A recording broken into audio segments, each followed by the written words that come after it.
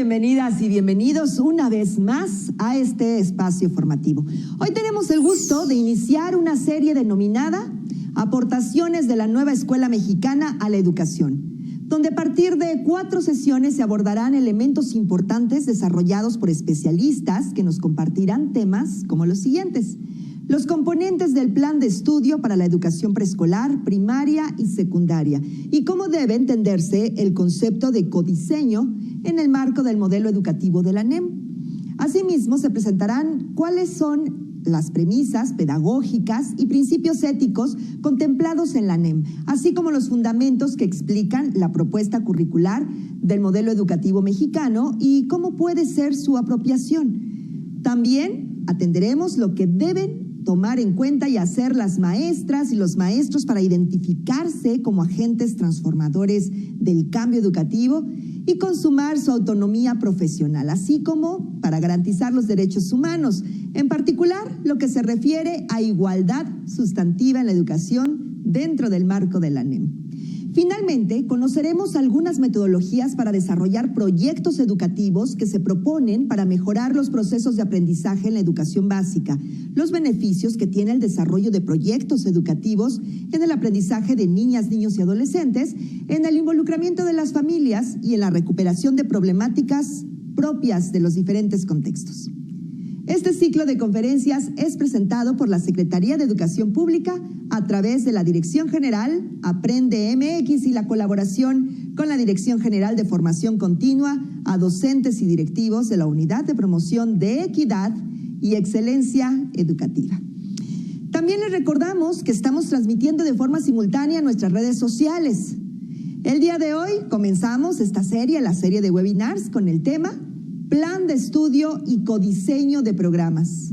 La Nueva Escuela Mexicana reconoce que la educación es un asunto de interés público, por lo que el currículo de la educación básica debe comprender los intereses nacionales en su conjunto, que incorporen la diversidad de intereses, contextos, saberes y, por supuesto, experiencias locales.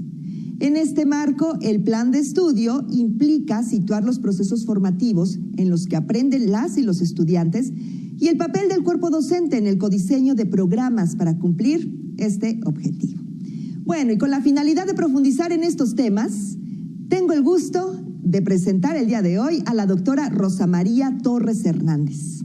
Antes de saludarla, acompáñenme a conocer su trayectoria. Rosa María Torres Hernández, doctora en Pedagogía por la Universidad Nacional Autónoma de México. De enero 2019 a la fecha es rectora de la Universidad Pedagógica Nacional, designada como coordinadora de la Comisión Plan de Acción de Igualdad de Género por parte del Consejo Nacional para la Coordinación de la Educación Superior. Actualmente es secretaria técnica de la Red Educativa Universitaria de Conocimiento y Acción Regional. Su trabajo de investigación está centrado en la formación docente y la educación.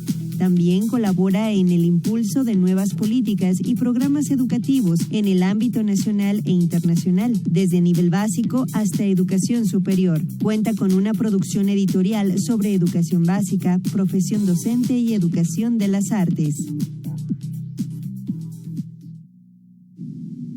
A nombre de la Dirección General Aprende MX, le damos la más cordial bienvenida a este espacio, doctora Torres Hernández.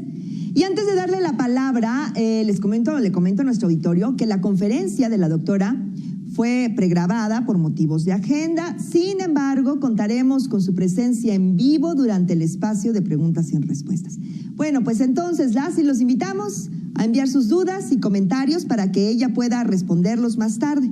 Y bueno, pues nuevamente agradezco su participación, doctora Rosa María Torres Hernández, y la escuchamos atentas y atentos. Adelante, por favor. Maestras y maestros, es un agrado estar con ustedes en esta reunión. Me dirijo a ustedes para compartir algunos elementos y comentarios acerca de planes y programas de estudio. Espero que sea de su interés. Bueno, una cuestión muy importante es de dónde se desprenden los elementos clave de este plan de estudios.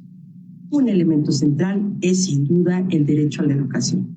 El derecho a la educación reconoce a las niñas, niños y adolescentes como sujetos activos de su propia educación, como sujetos dinámicos en el trabajo de su propia educación.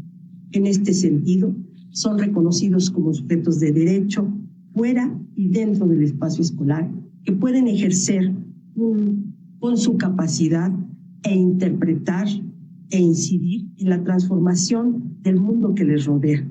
En su condición de sujetos de la educación, los estudiantes son capaces de conocerse a ellos mismos y ejercer el derecho al conocimiento, al saber y a todo aquello que puede ser trabajo de conocimiento de la historia del conocimiento científico, humanístico y de todo orden. En este sentido, para poder también lograr el derecho a la educación, hay necesidad de hacer una valoración del trabajo docente y de su autonomía profesional. Este elemento es central porque los maestros hacen una gran tarea, ustedes hacen una gran tarea en la educación preescolar, primaria y secundaria. Es decir, tienen la posibilidad de hacer un trabajo de emancipación y transformación de la realidad desde los procesos educativos. Sus saberes y sus experiencias contribuyen para el trabajo del currículo, pero desde una autonomía que les permite resignificar los contenidos, establecer formas metodológicas y trabajar con sus estudiantes desde la experiencia y desde el trabajo que ustedes conocen desde hace muchos años como profesionales de la educación. Se trata también de que para garantizar el derecho a la educación hay un currículum integrado a partir de ejes articuladores, campos formativos y fases de aprendizaje que tocaré más adelante para que ustedes puedan ver por dónde ha sido estructurado este nuevo plan de estudio. Un elemento fundamental es el diálogo con las familias. Las familias fueron integradas en la pandemia y no queremos que se vayan de la escuela. ¿Por qué? Porque ahora lo han hecho, no digo que todas, no digo que todas partes, lo han hecho desde el punto de vista de interés cognitivo. No solamente para las actividades sustantivas, que también es importante, como colaborar con arreglar la escuela, ir a las juntas específicas del grado en el que están sus hijos o sus hijas, pero también ahora lo han hecho para trabajar y entender de qué se trata el proceso de conocimiento en el que han estado sus hijas y sus hijos. Se trata, pues, de una transformación. No es simplemente un cambio, es una transformación que prioriza el interés superior de las niñas y los niños y los jóvenes en todos los momentos de los procesos educativos como sujetos de la educación. También reconoce, y reitero, a los maestros como agentes fundamentales de ese proceso educativo y, por tanto, reconoce en ellos una contribución transformadora y emancipadora que les permite ser sujetos de cambio social. El currículum nacional es visto en esta transformación desde la diversidad, es la unidad desde la diversidad. La Secretaría de Educación Pública asume la parte que corresponde a esto de lo común, pero al mismo tiempo hace de esto de lo común a partir de la diversidad. El plan de estudios, por lo tanto, no puede ser impuesto. Lo que es el plan de estudios es una propuesta que convoca a todos y todas ustedes para que puedan sentirse y reconocerse en ese discurso del plan de estudio, en esa formalización que concreta la experiencia de muchos años de ustedes. Se trata entonces de no imponer un plan de estudios, sino de llamarlos y convocarlos a algo que denominamos el codiseño. ¿Por qué? ¿Por qué trabajar de esta manera? ¿Por qué ir por este camino? Porque la nueva escuela mexicana tiene como principio la dignidad humana y el derecho a la educación. Todos somos sujetos de derecho y por lo tanto debemos respetarnos entre nosotros y debemos asentar la importancia que tiene la dignidad humana nosotros como seres humanos, y por eso se dice que este plan de estudios es un plan de estudios que resalta el humanismo. Pero también de lo que se trata en la nueva escuela mexicana y por lo tanto del plan de estudios es del bienestar y el buen trato, es decir, implica que debemos reconocernos a cada uno en nuestro derecho, pero también en nuestro bien. Somos parte de una sociedad que tiene un sentido posible de comunidad y por lo tanto debemos asentarnos en esta idea de bienestar para todos y todas. En este sentido, los maestros cumplen un papel fundamental en esta nueva escuela mexicana y además son parte de ese reconocimiento de la diversidad. Cada uno y cada una de ustedes son parte de lo diverso, de todo aquello que nos reconoce y nos destaca como sociedad mexicana. México está reconocido como el segundo país más diverso del mundo y por lo tanto debemos reconocer que diversidad y desigualdad vive entre nosotros y hoy necesitamos reconocerlo para tratar de trabajar en una unidad, en un bienestar y en un buen trato de todas y todos nosotros. Los elementos que articulan al plan de estudios tienen que ver con la integración curricular, la comunidad como el núcleo integrador de los procesos de enseñanza-aprendizaje. Tomaré la parte de integración curricular más adelante. Quiero decirles que el punto de la comunidad como el núcleo integrador de los procesos de enseñanza-aprendizaje es central. Es reconocerse en una comunidad, no solamente fuera de la escuela, sino como parte de una comunidad escolar y también como parte de una comunidad que nos distingue, nos da identidad y nos permite ser parte de algo común. En ese sentido, el trabajo de la escuela no está desligado de la comunidad. La escuela es parte de la comunidad y por tanto el trabajo que se espera de maestras y maestros es también una articulación con todos aquellos elementos de eso que llamamos el entorno, pero que es un entorno cultural, es un entorno social, es un entorno de relaciones entre todos que permita hacer una articulación entre la escuela y la comunidad. También estamos hablando de la autonomía profesional del magisterio.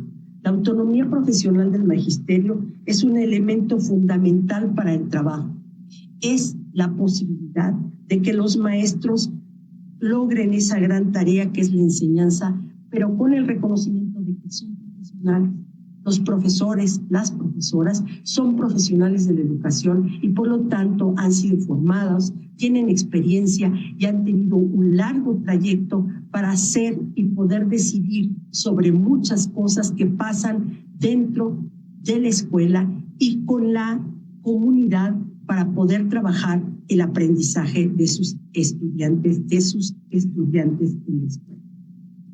Tenemos también que poner acento en las relaciones pedagógicas. Durante mucho tiempo, las relaciones pedagógicas no fueron el centro de la escuela.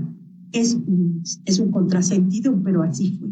Muchas de las cosas que se establecieron dentro de la escuela no tenían elementos particulares de la relación pedagógica. Las relaciones pedagógicas son múltiples y se pueden hacer de muchas maneras.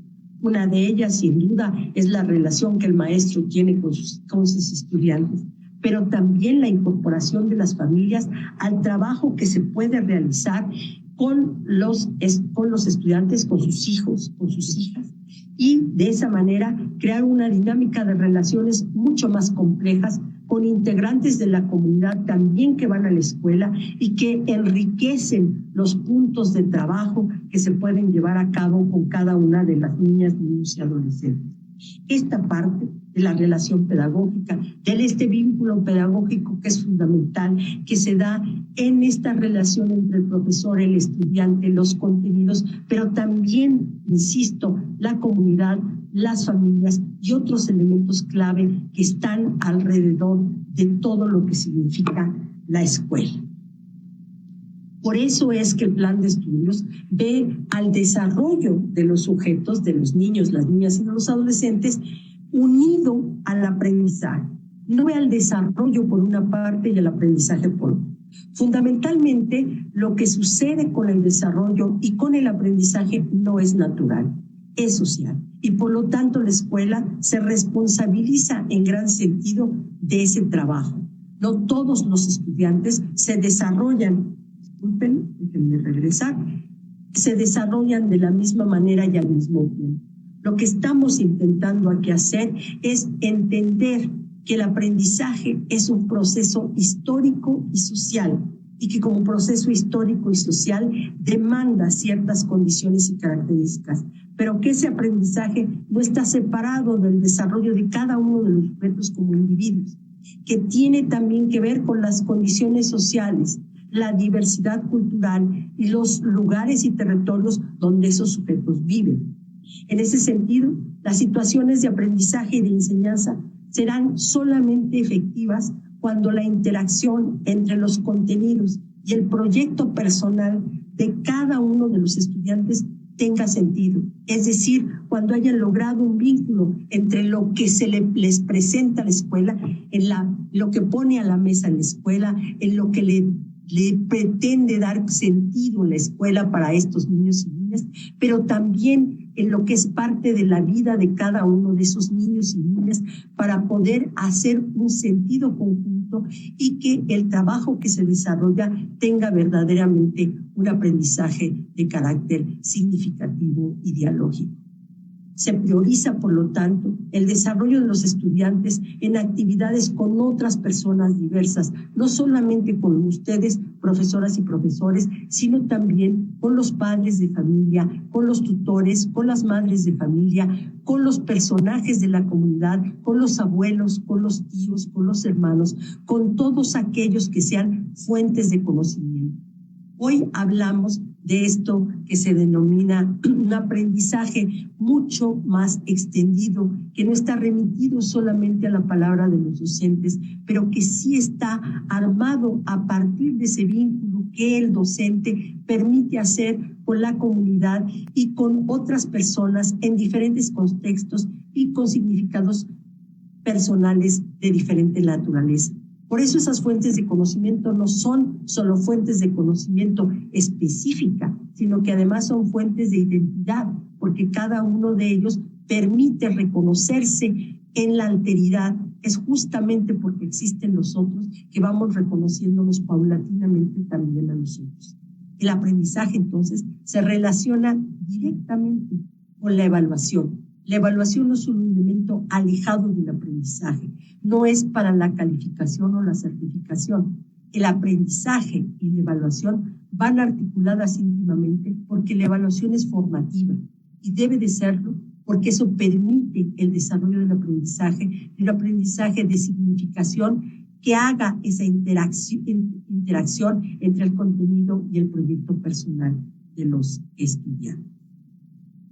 Es así que llegamos a hacer un trabajo que articula de una manera particular la estructura curricular.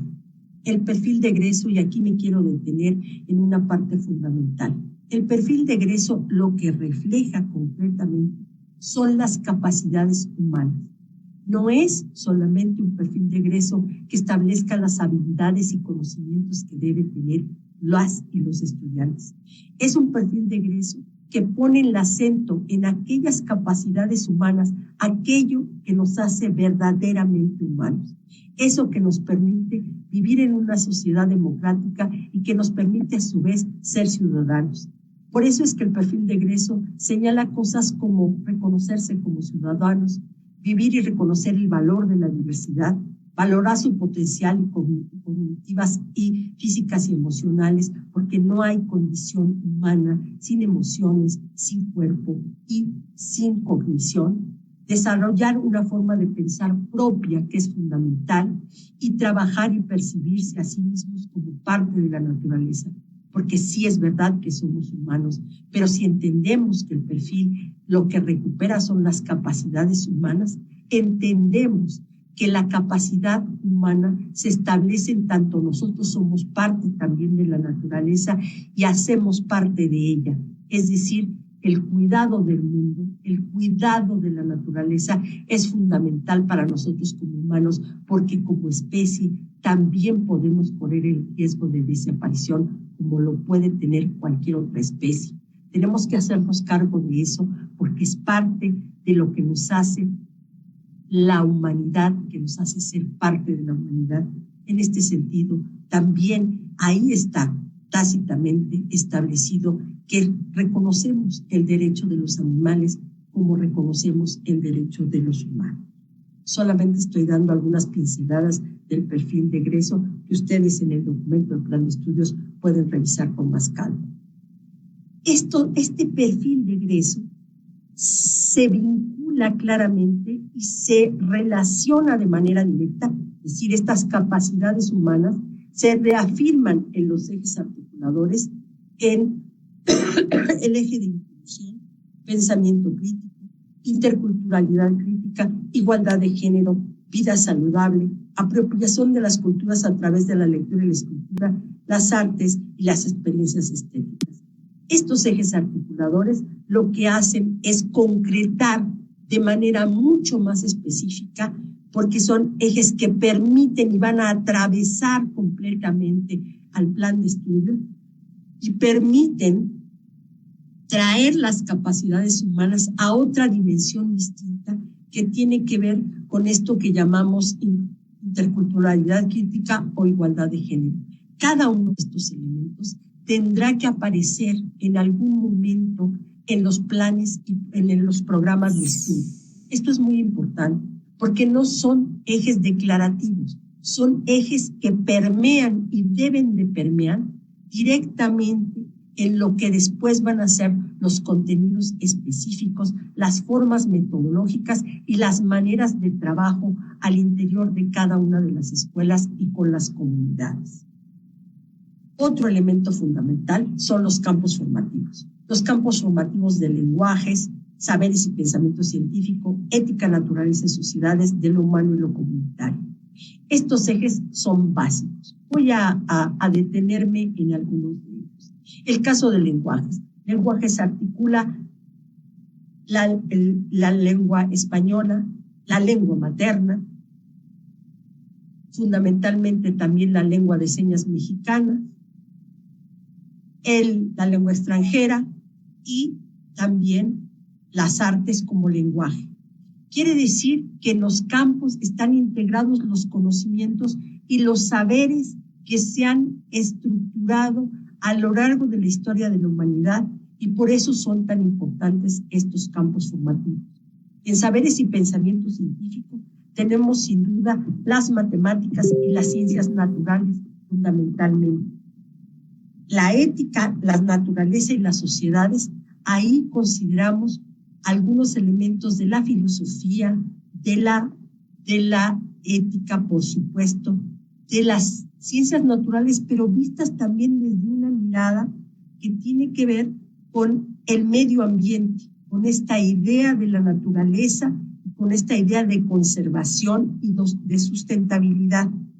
También la idea de sociedad, algunos elementos básicos de geografía, elementos fundamentales que tienen que ver con todo aquello que tiene que ver con el mundo social que nos rodea.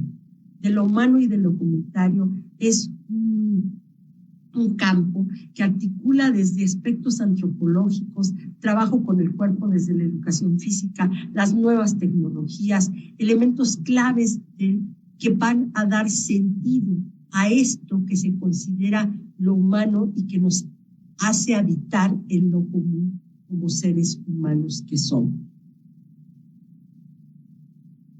Estos campos, estos ejes, este perfil se van armando alrededor de fases y grados.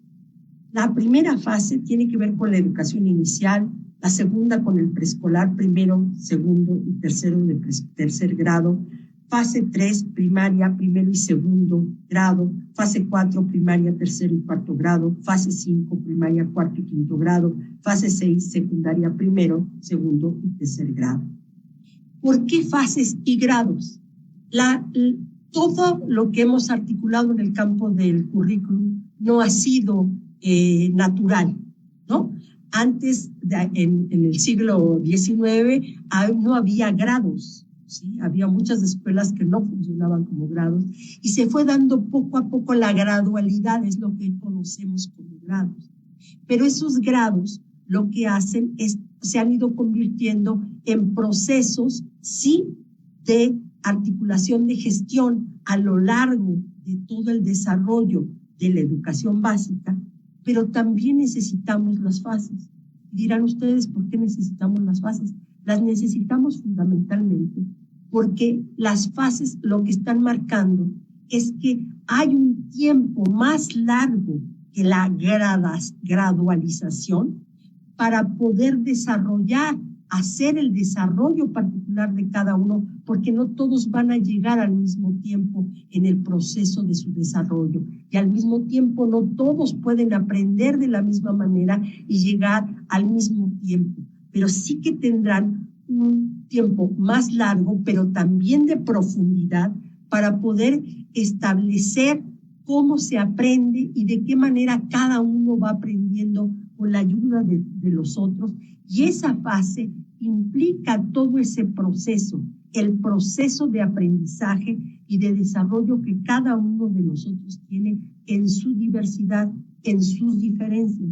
Y por lo tanto, no es atribuible solamente a la graduación que se ha ido marcando por los diferentes grados escolares, sino también a fases más amplias de aprendizaje, a momentos más extensos de desarrollo. Podemos también plantear que el plan de estudios lo que está proponiendo es la no imposición del plan de estudios. Es como cada uno de ustedes se apropia de ese plan de estudios, lo hace suyo y por lo tanto lo resignifica en el día a día de la escuela.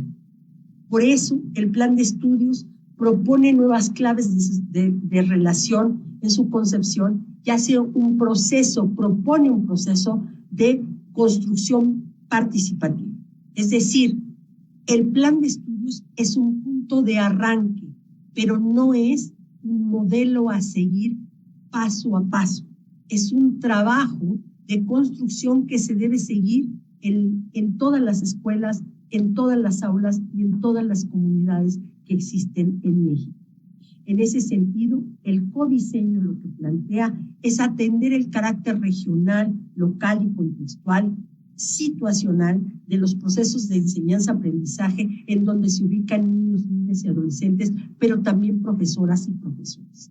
Es decir, no es lo mismo trabajar un determinado contenido en la sierra que en el desierto, que en el trabajo territorial cultural más complejo, de acuerdo a las costumbres y actividades que se llevan en ese lugar.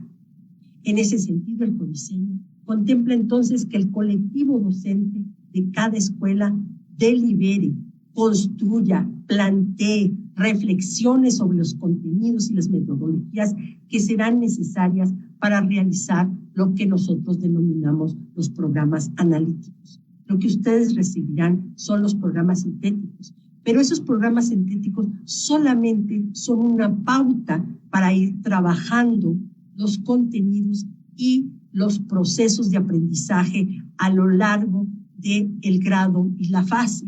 Pero ustedes serán los responsables de hacer los programas analíticos que les permitirán territorializar, especificar, contextualizar, hacerse cargo de la realidad en la que ustedes están viviendo para desarrollar el programa que a ustedes más convenga.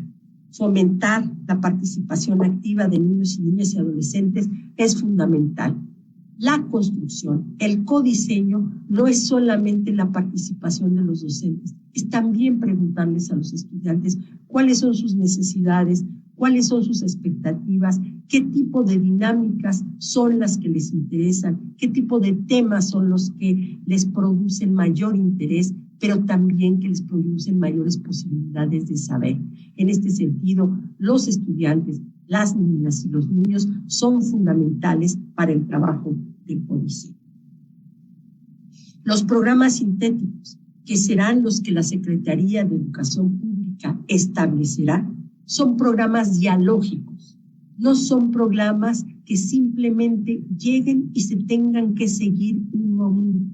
Son programas dialógicos en el sentido de que son una síntesis, un reordenamiento y ordenación de los contenidos. Algunos les llaman contenidos culturalmente significativos o socialmente significativos, o otros les llaman contenidos comunes. Pero lo importante es que son aquellos contenidos que la Secretaría de Educación Pública se hace cargo como parte de lo que la sociedad debe conocer desde el punto de vista científico, humanístico, artístico, literario, en todo su amplio sentido en la palabra. Estos programas sintéticos son los elementos contienen elementos que integran y están encaminados a objetos de conocimiento. Lo que está construido en estos programas sintéticos son objetos de conocimientos para ustedes, para que ustedes puedan trabajarlos y retrabajarlos junto con sus alumnos, junto con sus compañeros de trabajo, con los directores, con los supervisores, con todos aquellos que pueden participar en este trabajo de construcción de los programas. Despliegan elementos y organizan el qué, hasta qué punto y cómo se puede enseñar y aprender esos objetos de conocimiento. Ahí están en esos programas. No son necesariamente de carácter estrictamente prescriptivo en la medida que que ustedes deben contextualizarlos. Un mismo programa no será de la misma manera. Ya se han dado muchos ejemplos sobre esto, pero yo quiero reiterar alguno.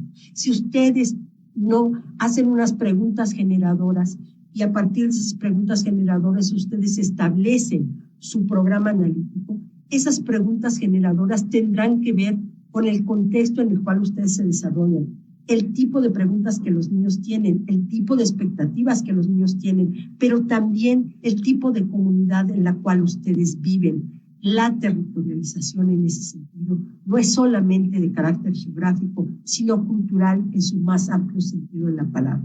Es ahí en la cultura donde cada uno de ustedes puede encontrar temas sustantivos que sean clave para desarrollar el aprendizaje de las niñas, los niños y los adolescentes.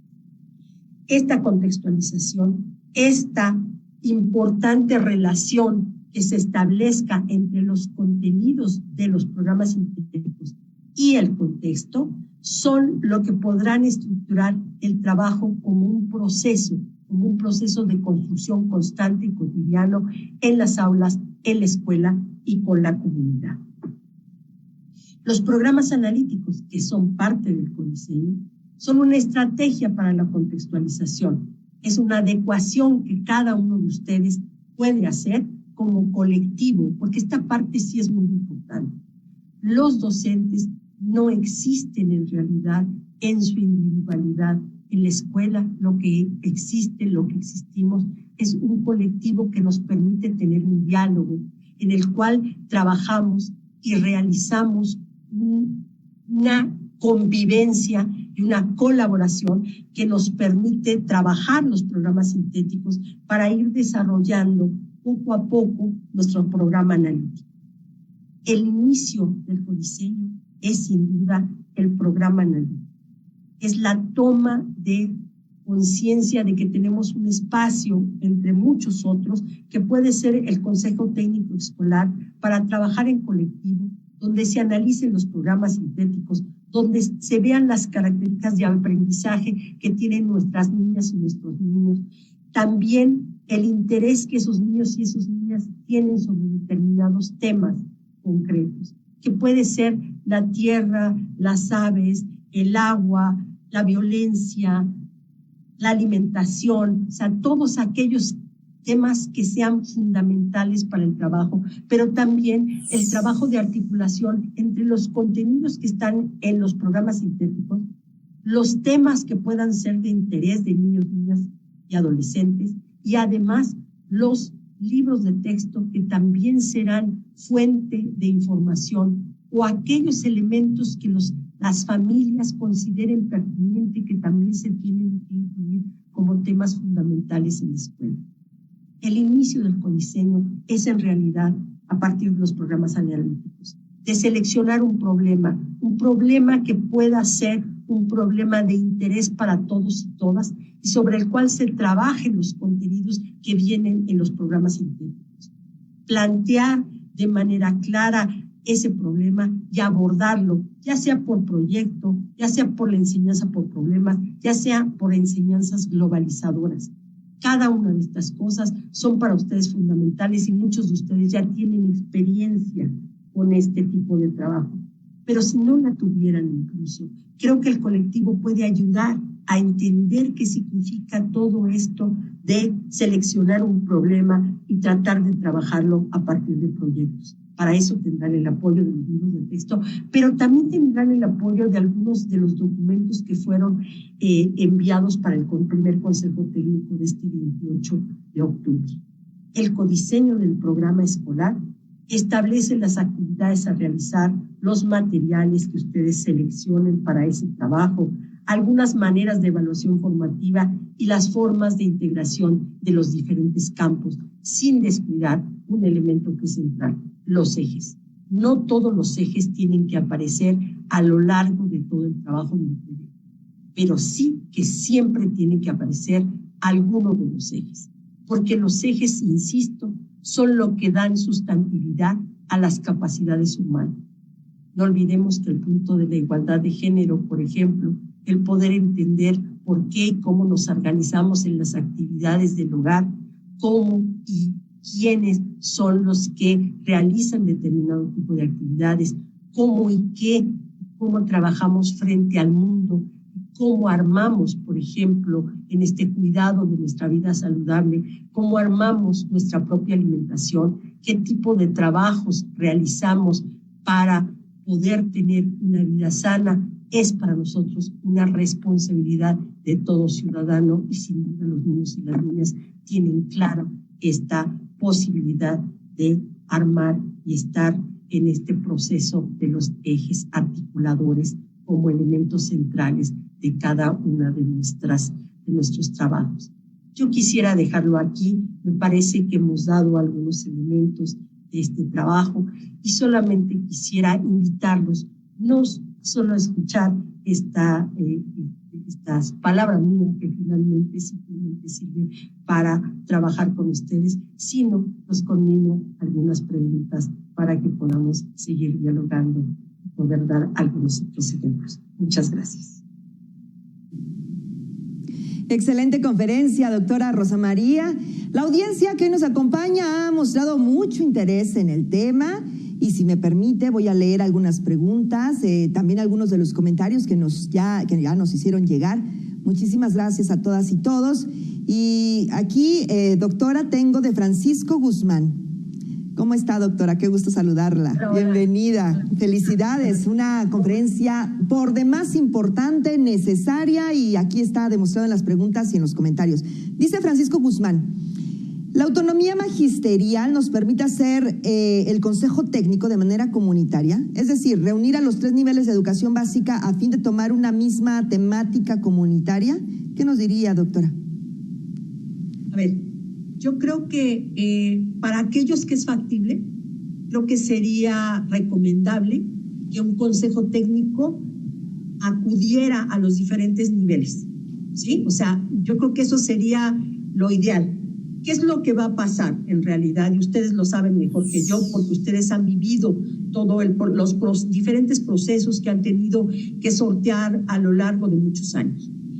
Lo que va a pasar es que hay momentos de transición y diferencias muy claras. O sea, hay algunos que van a poder rápidamente trabajar de esa manera como lo están planteando Francisco Guzmán y otros que no.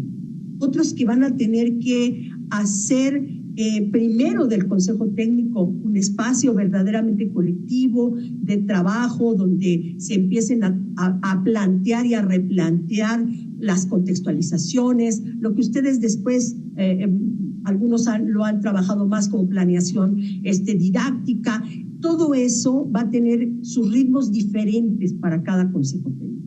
Ahora, es recomendable que hubiera un trabajo más comunitario, sí, yo creo que sí. Creo que es la oportunidad que tiene también el Consejo Técnico de abrirse al conjunto de lo que llamamos la comunidad, que en realidad también está dentro de la escuela. O sea, la escuela también tiene a la comunidad ahí y creo que hay que compartir. Y muchas escuelas multigrado, muchas escuelas comunitarias, muchas escuelas incluso generales lo han hecho este tipo de trabajo.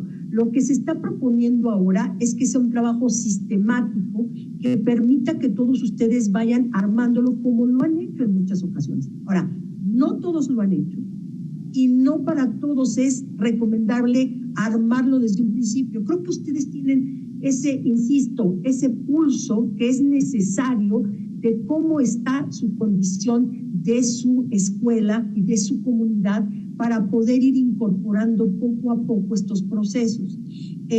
Sí creo que el Consejo Técnico es un espacio para abrirse a lo comunitario y para trabajar de manera distinta. Eso sí estoy convencida de ello y creo que por eso se dice que la comunidad es un núcleo del currículum, precisamente por eso, porque cada uno lo irá trabajando como núcleo de manera distinta, no podrá ser igual. Y creo que esto es lo que también llamamos la unidad en la diversidad. No todas las escuelas son iguales, no todos tienen la misma relación con la comunidad. Es más, en algunos casos la relación con la comunidad está un poco perdida o distanciada, lo cual no quiere decir que no se pueda recuperar y que no se pueda volver a armar. Lo que quiere decir es que hay que hacer un trabajo de más tiempo, con más dedicación, con más cosas más específicas que cada escuela tiene que hacer. Incluso ustedes saben perfectamente bien que hay diferencias hasta por turnos, ¿no? O sea, puede haber que el turno matutino tenga un distanciamiento más a nivel comunitario y por diferentes razones, por una historia de manera distinta, el grupo de la tarde, el grupo de maestros de la tarde y de estudiantes de la tarde tienen una relación mucho más armada con la comunidad. Ahí parece mentira, es la misma escuela, incluso a veces hasta puede ser que sean personal común, ¿no? Como en las escuelas de tiempo completo, y sin embargo no es lo mismo para los que están en un turno que los que están en otro. Creo que ahí sí hay que tener consideraciones muy particulares para saber cada uno por dónde ir y hasta dónde ir trabajando, pero lo ideal, por supuesto, sería eso. Muchas gracias. Gracias por esta respuesta. Doctora, dice Patricia Flores, ¿cuál es la diferencia entre la planeación didáctica y el codiseño? Sí, primero, gracias a Francisco, no le digas gracias por su pregunta, gracias a Patricia Flores. Me dirigiré a Patricia, pero evidentemente que me estoy dirigiendo a todas y todos ustedes. Hay un asunto de diferencia. Ustedes han hecho planeación didáctica de diferentes maneras a lo largo de la historia de su profesión, sin duda, y desde antes de que fueran maestros frente a grupo en su formación inicial, cuando hicieron sus prácticas, cuando fueron acompañados por otro maestro. Pero aquí hay un detalle que me parece que es fundamental y que sí quisiera señalar. El codiseño apuesta a que el currículum se construye en colectivo. No solamente porque el maestro haga su planeación didáctica, sino porque el colectivo, tanto docente de una escuela como de varias escuelas, como de una región, como de una localidad, puede tener comunicación entre ellos y pueden trabajar de manera más conjunta hacia ver cómo van a contextualizar en esa particularidad con esos alumnos que tienen y con esas familias que los acompañan, ¿sí? Y eso es distinto, porque ahí la idea de currículum, ustedes saben perfectamente, no se los tengo que decir yo, la idea de currículum tiene que ver fundamentalmente con dos dimensiones. Una que es el nivel de la intención, donde están los planes, los programas, los materiales, pero otra con lo que es la realidad práctica, el todos los días de las aulas, el trabajo que se tiene cotidianamente.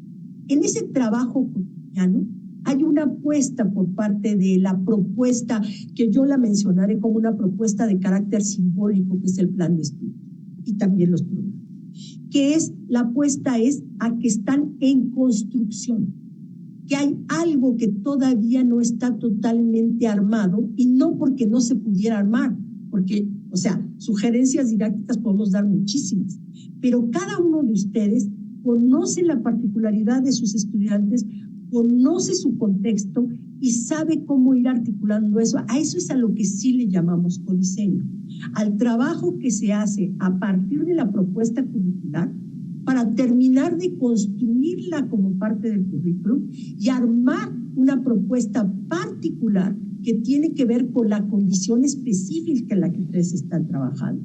De tal manera que lo que están viviendo los estudiantes sea incorporado al trabajo cotidiano de los docentes, de tal manera que lo que ustedes saben, sus saberes también entren en juego, pero los saberes de la comunidad también. Claro, estamos perfectamente claros que hay unos contenidos que la Secretaría de Educación Pública establece y a los cuales no renuncia. No puede renunciar por una razón, porque selecciona aquellos contenidos culturalmente importantes o socialmente significativos, aquellos que cree que todos los mexicanos por derecho tienen que tener y tienen que tener acceso a él. Pero luego también en el currículum, tal como ustedes lo ven, se dice es un currículum deliberativo. Es un currículum donde estamos deliberando todas las cosas y estamos planteándonos, ¿qué es esto del saber científico? ¿Qué es esto del saber artístico? ¿Cómo se juega el saber artístico para los intereses de los niños y las niñas? ¿Sí? A lo mejor los niños y las niñas quieren hablar sobre la violencia que existe en la sociedad. Y ese asunto, aunque venga referido en los programas, habrá que contextualizarlo en cada lugar dependiendo de cómo se esté manifestando o crean los estudiantes que se está manifestando en esa localidad en específico.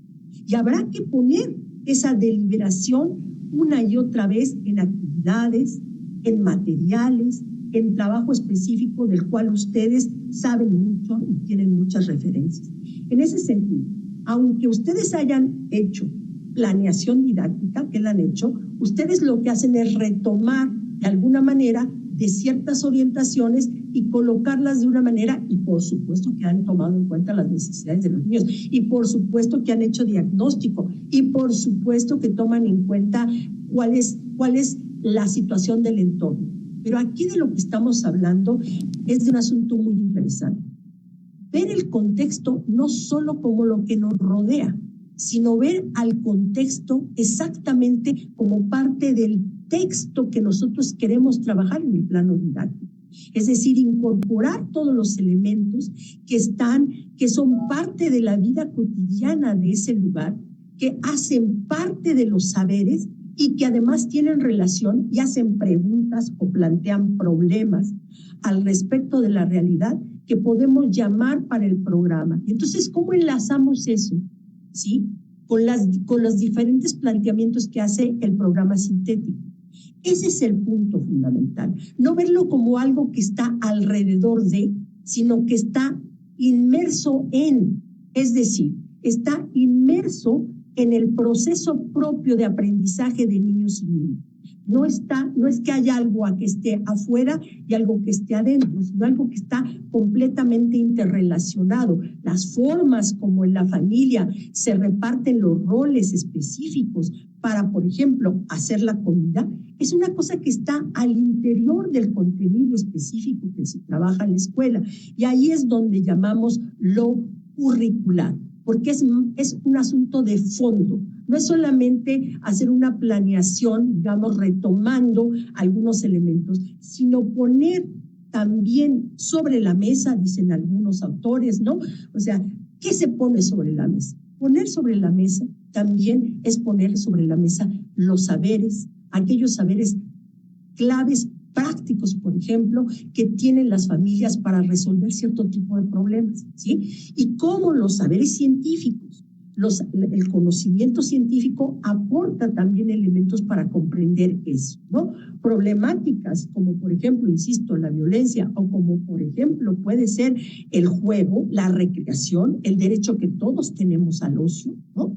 Y que puede ser muy importante, o por qué podemos producir determinado tipo de ritos y de fiestas ceremoniales en nuestra comunidad y son particulares y qué tiene que ver con otras fiestas ceremoniales que se hacen en el mundo. Eso tiene que ver con un proceso curricular, ¿sí? No solamente es cómo diseño mi plan. Y además porque hay una cuestión del currículum deliberativo y del currículum que trata de armar una lógica de praxis, ¿no? No solamente de cómo hacer las cosas, sino cómo pensar las cosas y cómo rearmar las posibilidades de verlas. O sea, muchos lugares desde donde ir viendo, donde ir encuadrando lo que vamos haciendo. Entonces, a eso es a lo que le llamamos currículum. Llamamos currículum a esta posibilidad realmente de pensar ¿no? De pensar el conocimiento, de pensar las formas de relación, de establecer los mecanismos. Y por eso es que la planeación didáctica es una parte, pero no es necesariamente la parte del codiseño. La parte del codiseño implica una coacción entre los colectivos docentes, una escucha de los estudiantes y un trabajo directo también con las familias, e invitar también a la comunidad, a los miembros de la comunidad, a que formen parte del aprendizaje, que se den cuenta que ellos son fuentes de conocimiento, que esa persona que toca a lo mejor la guitarra o que compone determinado tipo de coplas, es muy importante que vaya a la escuela porque es una fuente de conocimiento de alta riqueza cultural. Y entonces eso es a lo que le llamamos el codiseño, algo que se hace entre muchos y se hace desde la interacción de muchos para poder comprender, pero sobre todo para poder plantearse y, digamos, dialogar acerca de lo que está pasando en el aprendizaje con niños y niñas. En ese sentido es, de alguna manera, poner en el centro el punto de la importancia que tienen los niños y las niñas. Es como si todos, incluidos ellos, se hicieran cargo del aprendizaje de estos niños y niñas. Cada uno se hace cargo desde donde puede, desde donde tiene su propia historia, pero no solo el maestro, sino todos nos hacemos cargo. No es que el maestro de primer grado se haga cargo del primer grado, incluso en la secundaria, que sé que es tan difícil, porque es muy, muy difícil, porque pues muchos de los maestros tienen que andar de una escuela a otra y tienen que ir trabajando porque necesitan hacerlo así, porque tienen necesidades específicas. Pero también es cierto que hay posibilidades de hacer diálogos entre los maestros y empezar a pensar cómo los que pertenecen a un mismo campo formativo pueden trabajar de mejor manera de conjunto para poder hacer este trabajo dentro de lo que es el codiseño. Es decir, todos colaborar para una construcción del currículo. Ese es el punto. Y no solamente el maestro y los alumnos, no la directora, no el maestro, sino también la comunidad, los niños, ¿sí? Los padres de familia, las madres de familia, ¿sí? Todos aquellos, los hermanos, los tíos, ¿no? Y en eso ustedes tienen experiencia. Han hecho que los padres de familia, por ejemplo, se apunten para ir y leerles a los niños, ¿no? Cada semana alguno de ellos va y les lee a los niños. O que haya algún padre de familia que vaya y cuente, o madre de familia, cuente cómo está su trabajo, en qué trabaja, por qué trabaja en eso, o qué dificultades tiene en el trabajo.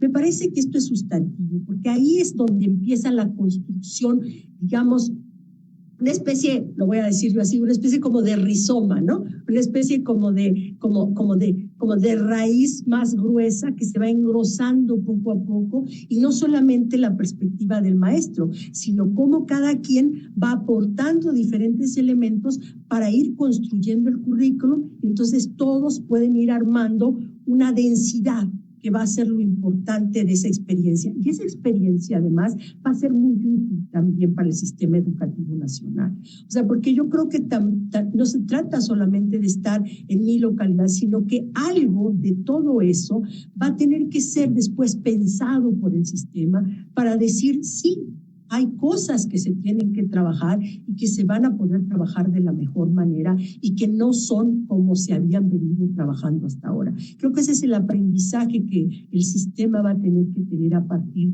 de ustedes como maestras y maestros. Gracias, doctora.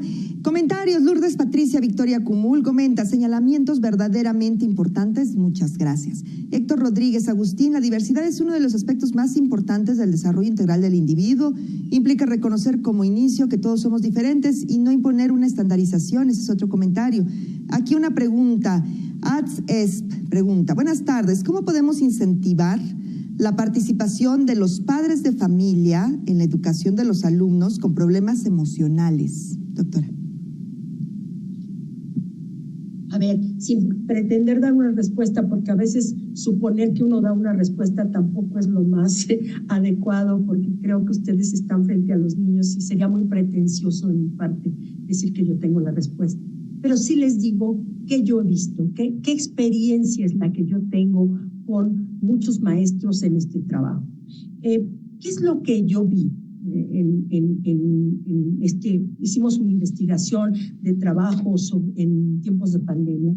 Una de las cosas que uno ve es cómo se fue distanciando, cómo llegamos en el momento de la pandemia con una distancia muy amplia en algunos casos, no en todos, por fortuna, de la escuela con las familias, ¿no?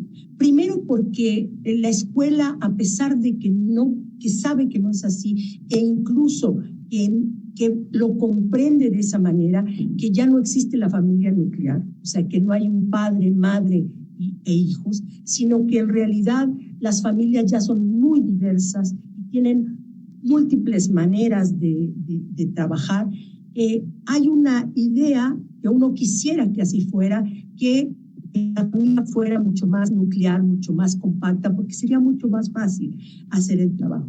Lamentablemente esa no es la realidad y quizás ni siquiera tiene que serla, porque también las familias cambian, porque también es necesario el cambio de las familias y porque también darán otros frutos diferentes a los que dio en algún momento la familia nuclear. Hoy tenemos otro tipo de familia, otro tipo de consideraciones. ¿Qué tenemos entonces? Teníamos en algunos lugares distanciamientos con la familia. ¿Por qué? Porque los maestros y las escuelas hacían llamados a la familia, que no es que esté mal, o sea, no lo estoy criticando, estoy describiendo cuál es la situación, para arreglar la escuela, para entregar las boletas, para dar un reporte en el caso de que esos niños estuvieran en problemas, pero poco acercamiento tenían las familias al proceso cognitivo, al proceso de conocimiento que sus hijos tienen que desarrollar en el aprendizaje.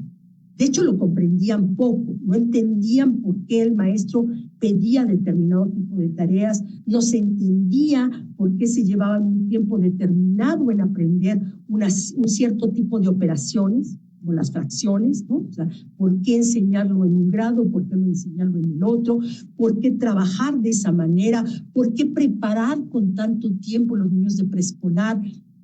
¿Cómo organizar todo el orden simbólico necesario para que puedan acceder a la lectoescritura, ¿no? Y que a veces parece que no está pasando eso, pero claro que está pasando. Los maestros están trabajando, las maestras están trabajando para ir preparando a los niños con muchos elementos para poder llegar tanto al pensamiento matemático como a la lectoescritura. Y eso era una cosa que para los padres de familia les quedaba extremadamente distante. Era algo de lo cual los profesores se tenían que aceptar. ¿Qué pasó? Que entonces la escuela empezó un poco, en muchos casos, a estigmatizar a los padres como sujetos que no podían apoyar a sus hijos, ¿no? Porque no tenían los elementos, cosa que además en muchos casos es cierto, ¿no? Las madres de familia en muchas ocasiones han llegado a terminar la primaria, han terminado la secundaria, ¿no? No todas han tenido profesiones, ni tampoco los padres de familia. Pero hay un saber que no se aprovecha a los padres de familia y la escuela tiene que entrar en esa dinámica y ahora se dio cuenta. Voy a poner el caso de una madre de familia durante la pandemia que me parece muy importante. La maestra, dentro de su afán de trabajar lo mejor posible, tampoco lo estoy poniendo como ejemplo, simplemente estoy diciendo que eso sucedió, ¿sí? Le pidió a la madre de familia que hiciera los rincones en preescolar, ¿sí? Y entonces ella los hizo en toda la casa, o sea, trabajó, ¿vale? Entonces ella, la madre de familia, lo que manifiesta en la entrevista, es decir, dice, yo no me había dado cuenta del trabajo que implica, de la diferencia de tener un rincón de lectura, un rincón de juego. No entendía yo por qué proceso había en el trabajo de los niños para poder distinguir un espacio del otro, qué pueden hacer en uno, qué se aprovecha de uno y qué se aprovecha del otro. Este trabajo que parece tan simple, que es tan sencillo para muchas de ustedes porque lo saben hacer y porque lo han hecho toda su vida, para las madres y los padres de familia, o para los tíos, o para los primos, o para los hermanos, o para las abuelitas. Es un descubrimiento cognitivo, aunque no lo puedan referir así, aunque evidentemente no van a decir, oh, he descubierto algo cognitivo. Pero lo que sí saben es que eso ayudó a sus hijos a estructurarse en un momento tan difícil y tan desestructurante como fue la pandemia, que algunos lo comparan con los traumas de guerra, ¿no? Entonces, no solamente ayudó a la parte, digamos, cognitiva. Cuando digo cognitivo no me refiero solamente al trabajo con el conocimiento. Decía Dewey una cosa muy importante. Decía, la emoción, el afecto, es el cemento con el cual se pega el aprendizaje. No hay aprendizaje sin posibilidades emocionales y afectivas. No existe eso, ¿sí? Y entonces ahí está cómo se puede trabajar con los padres de familia en un trabajo que no es fácil, porque ha habido una distancia muy fuerte y porque además se tiene mucha desconfianza de los padres de familia han tenido desconfianza de la escuela y la escuela ha tenido desconfianza de los padres de familia. Volver a articular eso nos va a llevar tiempo, no va a ser fácil, pero lo que no podemos hacer en este momento, y ese es mi punto de vista, es dejar la oportunidad de hacerlo. ¿Por qué? Porque muchos de esos padres, muchas de esas madres, muchos de esos tíos, muchos de esos primos lograron ayudar a esos niños en un momento clave de la historia de la humanidad, no de la historia de México, ni de la historia de sus familias, de la historia de la humanidad, para poder seguir aprendiendo a pesar de que no tenían las condiciones. Y eso los colocó a todas las familias y también a la escuela ante la necesidad de reconocer que la interacción y el trabajo conjunto es un trabajo fundamental si realmente queremos que los niños y las niñas aprendan y aprendan de otra manera.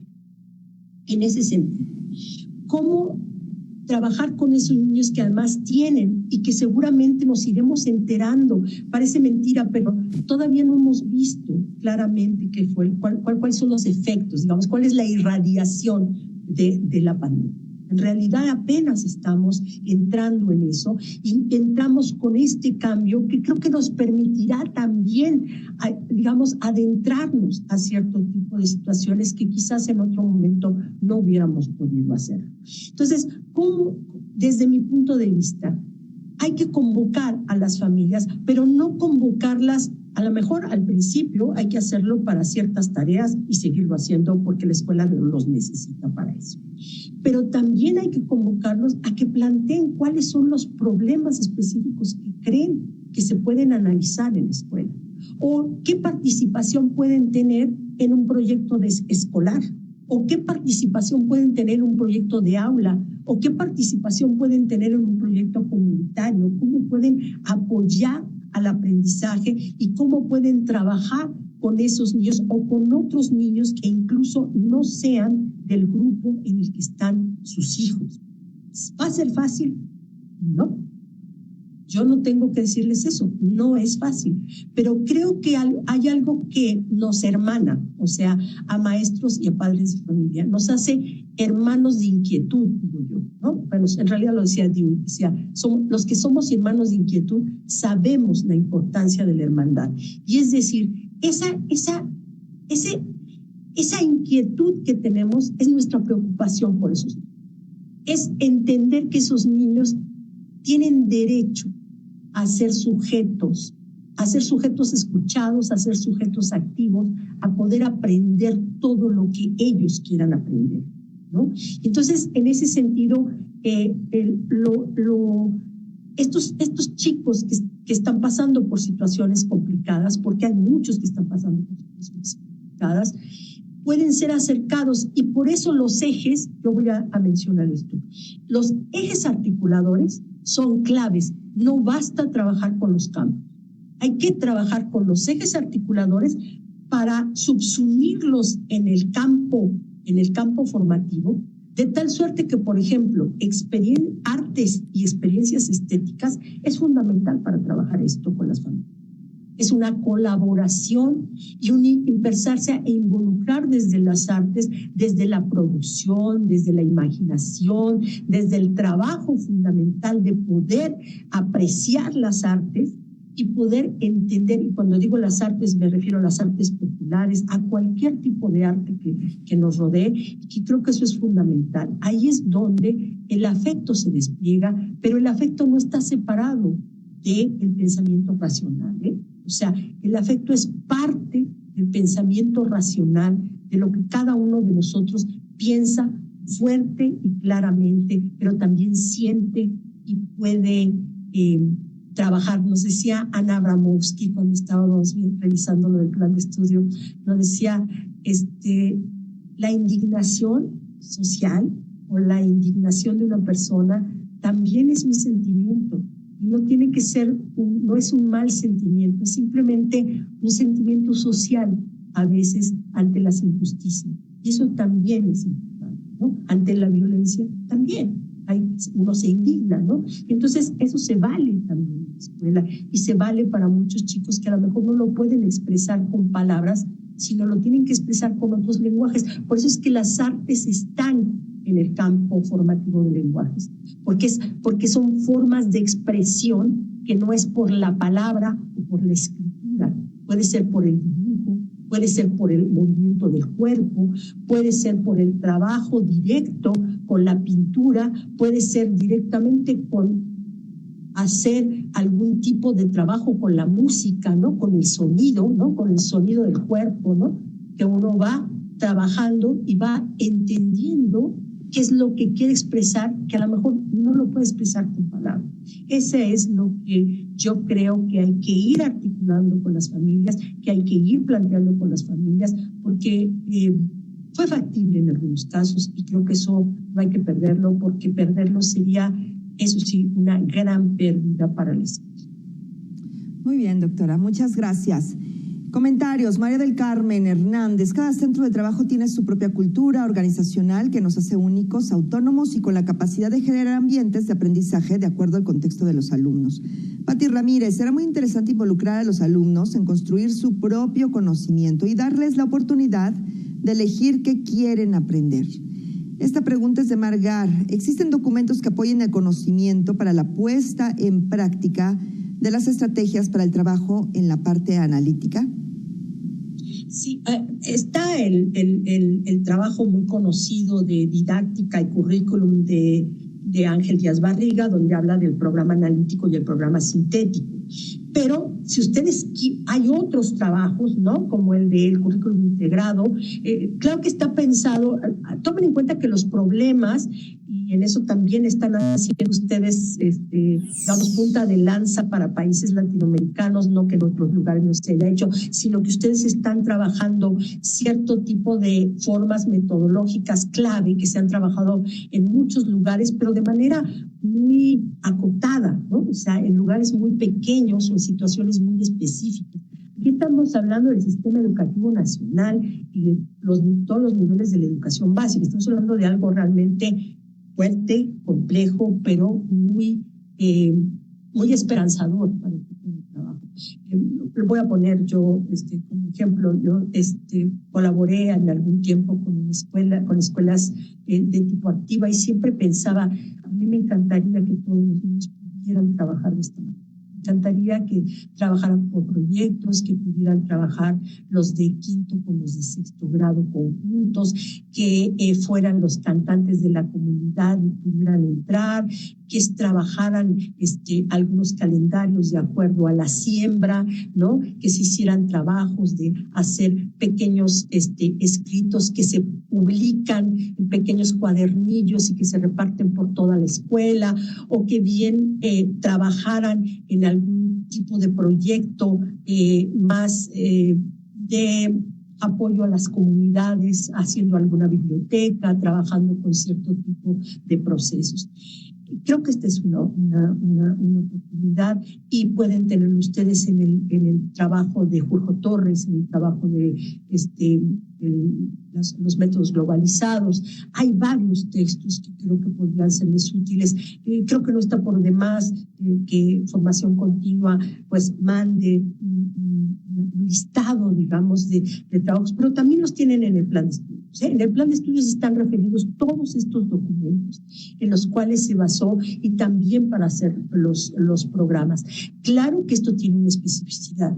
Son referentes, pero no son una copia fiel de ese trabajo, porque lo que sí es cierto es que también, como alguien lo dijo ahora comentando, no recuerdo su nombre, discúlpeme, cada escuela crea una cultura y rearma las posibilidades de lo que se está planteando. Yo creo que esto es muy importante. Y creo que también esto le da un nuevo sentido a lo que es la educación desde la escolaridad, ¿no? O sea, la educación desde la escolaridad, hay otros tipos de educación que no están desde la escuela y que también son muy importantes, pero el trabajo de la escuela vino como a agarrar un segundo aire, ¿no? Después de la pandemia. La sociedad reconoció a esos sujetos que por algún momento perdieron reconocimiento. Se dio cuenta de la importancia social y cultural que tenían los agentes educativos, que son los maestros. Son agentes culturales clave para la sociedad. Y entonces, ese reconocimiento, ese plano importante como transmisores de la cultura, como elementos centrales para las nuevas generaciones, como los que dan, ¿no?, todo su tiempo y todo su esfuerzo profesional, que son profesionales de pe a pa, porque lo son, ¿no?, que están dispuestos a hacer un trabajo fundamental para estas nuevas generaciones. De alguna u otra manera, lo que están haciendo es colocar a la escuela de manera distinta, trabajarlo de manera distinta. Y eso creo que tiene que ver con esto de qué documentos pueden apoyarlos a ustedes. Se me ocurren estos, pero les pongo otro que tal vez Caminoli, que es una autora que trabaja fundamentalmente, que es esto de la didáctica y la importancia de los diferentes enfoques didácticos que se pueden promover, la idea de que no hay un solo método didáctico, sino que hay un cúmulo de posibilidades y que además ese cúmulo de posibilidades se tiene que ir articulando de acuerdo a la trayectoria que van teniendo los contenidos, las diferentes disciplinas, cómo hay sugerencias problematizadoras diferentes dependiendo de la región, la territorialización, que es fundamental, ¿no?, que no es solamente el lugar geográfico, sino que es la importancia de lo cultural puesto al servicio de todos nosotros, puestos ahí ante nosotros, ¿no? Este diseño de actividades didácticas que es el programa analítico, pero que también son elementos que van reconstruyendo al objeto de aprendizaje, que lo van poniendo de otra manera, que lo van trabajando de otra forma, ¿no? De tal manera que a lo mejor en algún lugar, como es en todos los lugares que ustedes tienen, se les ocurrirá trabajar de una determinada manera, por ejemplo, por decir algo, ¿no?, esto que viene en ética, naturaleza y sociedades. En ética y naturaleza y sociedades viene un apartado que dice: los seres humanos somos animales, pertenecemos a la naturaleza. No es que seamos dueños de la naturaleza, es que somos parte de la naturaleza, pero nuestra humanidad, nuestro carácter de humanos, nos coloca ante la posibilidad de cuidar a la naturaleza, de poder cuidar este mundo, así como también de destruir. Y en ese sentido, esa es nuestra responsabilidad como parte de la naturaleza. La humanidad tiene esa responsabilidad y eso es lo que está en el programa sintético. Pero ¿cómo cada quien, cómo cada uno de ustedes va a hablar, por ejemplo, de si se pueden tener mascotas en los condominios, ¿no? O si los padres no están de acuerdo con que se tengan mascotas, ¿O cómo se va a hablar de que en las grandes ciudades ya se está pensando en el derecho que tienen los animales, mientras que en el campo se trabajan otras situaciones absolutamente distintas? ¿O cómo es que se vive en convivencia con los animales en un lugar y cómo se vive en otro totalmente distinto? Ese es un asunto que es la contextualización y es el trabajo de los programas analíticos. ¿Qué actividad se va a desarrollar ahí? Depende mucho de cómo va a ser el manejo de estos contenidos significativos socialmente, pero que son diferentes para cada cultura y que se tienen que ir problematizando de manera distinta y se tienen que ir trabajando de forma diferente, de acuerdo al nivel, de acuerdo a la fase, de acuerdo a la escuela, de acuerdo al grado, de acuerdo al turno. Es decir, esta diversidad que es una riqueza, que es lo que nos permite reconocernos en esto que es ser ciudadanos mexicanos y al mismo tiempo mantener nuestras diferencias como algo básico para la escuela y para el aprendizaje. Porque el punto aquí es que los niños pueden reconocer en todo ese universo fuentes de conocimiento que les permiten ir apropiándose de la manera más, digamos, lúdica, placentera, de buen trabajo, ¿no? De buena acción, dirían algunos, ¿no? O diría Freire, ¿no? O sea, por eso es la transformación, porque es educar para transformar, ¿no? O sea, por eso, porque se puede ser transformador, creando preguntas generadoras, creando periódicos murales, creando, como decía Freinet, algún periodiquito que nos permita transmitir cierto tipo de ideas, entender lo que piensa el otro. Ese es digamos, el gran elemento. Freinet, por ejemplo, habrá que leer, habrá que volverlo a leer, ¿no? O la pedagogía como esperanza de Freire, que parece que no está diciendo algo didáctico, pero claro que lo está diciendo. Claro que está diciendo algo didáctico en el momento que dice las preguntas, ¿de dónde surge la pregunta generadora? No es una metodología en sentido estricto, es una gran concepción de lo cultural y de la escucha del otro, de saber por qué el otro plantea esa pregunta que yo no puedo plantear porque pertenezco a otro ámbito distinto, ¿no? Entonces, creo que yo creo que la parte teórica es muy importante. Algunos consideran que es más importante la parte práctica. Yo digo que no existe práctica sin teoría ni teoría sin práctica y que hay que acercarse. Y yo conozco a muchos maestros que justamente lo que hacen es acercarse muy fuertemente a los asuntos teóricos para poder tensar a la práctica, ver a dónde y cómo pueden ir relacionando una cosa con la otra. Creo que valdrá la pena, si ustedes me lo permiten, yo lo voy a hablar con la gente de formación continua para hacer una lista que insisto que ya está mucho de ello en el propio plan de estudios. Gracias, Mar. Muchísimas gracias, doctora. Muchas gracias, doctora Rosa María, por la información tan importante que nos ha compartido. Muchas gracias. Seguramente la comunidad educativa que hoy nos acompaña tiene mayor claridad sobre los componentes del plan de estudio, así como el proceso para llevar a cabo el codiseño desde la nueva escuela mexicana. Agradecemos a todas y todos por su participación y recuerden, les invitamos a seguir el próximo webinar Fundamentos de la NEM, que se llevará a cabo el jueves 17 de noviembre en este mismo horario. No se lo pierdan. También les mencionamos que el grupo de docentes Aprende MX está a disposición de las maestras y maestros que deseen integrarse a este grupo, con el fin de conocer innovaciones educativas que contribuyan a su desempeño, el desarrollo de sus habilidades digitales y el intercambio de experiencias para la construcción de una comunidad educativa que responda asertivamente a los retos que implica la docencia.